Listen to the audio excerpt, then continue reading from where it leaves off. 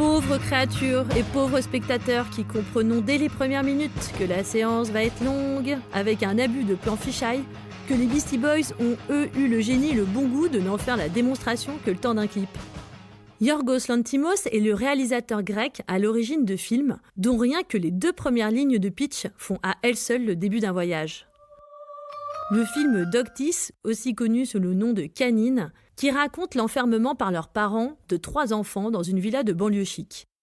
Ils n'ont aucune idée de la réalité du monde extérieur et ils ne pourront sortir que quand leur canine définitive sera tombée et aura repoussé.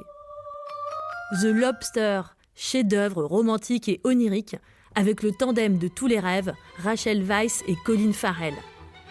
Construits comme une fable, s'ils ne sont pas en couple avant leurs 45 ans, ils doivent se réincarner en l'animal de leur choix. Actuellement en salle, Pauvres créatures, où une femme enceinte au bord de la mort est sauvée in extremis par un docteur Frankenstein qui va lui redonner la vie, mais avec le cerveau de son propre bébé. Cet être expérimental s'appelle Bella et elle découvre la vie avec l'émerveillement des premières fois. Jusque-là, la promesse est tenue, on reste dans le voyage épistolaire. Épisto devenu un film, de 2h21, car chaque minute compte quand on est assis en plein milieu d'une rangée dont on ne peut pas s'échapper, piégé par ce fond sonore constant de harpe et autres instruments à cordes dissonantes. Et ça jusqu'à la fin du film, au cas où on n'ait pas bien compris le message que cette anti-mélodie est celui de l'anti-conte de fées. Donc, on récape de l'angle fisheye abusif, le sonore dissonant constant et une image qui aurait pu être générée par une intelligence artificielle, où pas un seul nuage n'est réel. Pourtant vrai. Mais qu'est-ce qui est vrai que tout le monde croit qu'il était vrai? Mais non, c'est pourtant vrai qu'il était faux. L'intention du réal est claire. Il place Bella, candide créature de pureté au cerveau de bébé, dans un monde totalement vicié, faux et fabriqué, où tous veulent la posséder comme la dernière lueur d'espoir. Une vision du monde où tout est gangréné par l'argent, la manipulation. Et ce qui est cynique, c'est que le cinéma même de Yorgos en est une démonstration. Une espèce de petite mise en abîme, c'est rigolo. Entaché par ce trop-plein de finances, sa mise en scène est tellement fabriquée que le propos déjà faible et naïf devient un peu ridicule. Qui s'en revient des Amériques. À l'image du Suédois Ruben Östlund, qui passe de la délicatesse de Snow Therapy au gros sabot de Sans filtre, il y a quand même une tendance qui se dessine de réalisateurs qui perdent leur charme et la finesse de leurs propos en devenant hollywoodiens. Au demeurant, 1 ou 2 scènes créent quand même le début d'un émoi, comme sur le bateau en direction de la Grèce. Bella découvre dans les livres l'existence de la philosophie et elle demande à son ravisseur de se pousser de son soleil.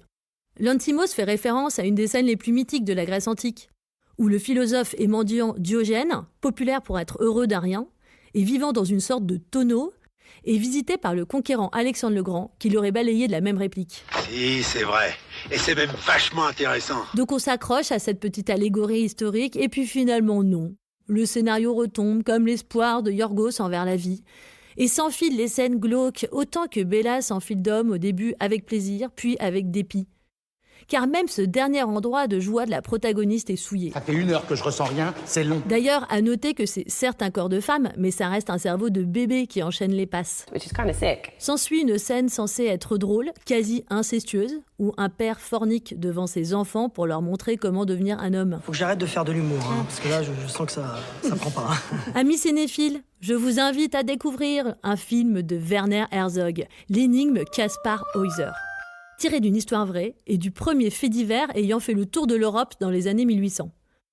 En Autriche, un homme enfermé comme un animal de tout son vécu est libéré à ses 18 ans. Il ne sait rien, il ne sait même pas parler et il apprend la vie comme un enfant. Exactement le même thème, sans artifice, avec une finesse de propos et le charme de la simplicité. Et oui, histoire de ne pas perdre de vue que la réalité dépasse toujours la fiction, mes bien chers frères. Non, enfin une bonne nouvelle. Ouais, c'est ça. Si vous avez aimé cet épisode, partagez-le. Et en attendant, restez très culturieux.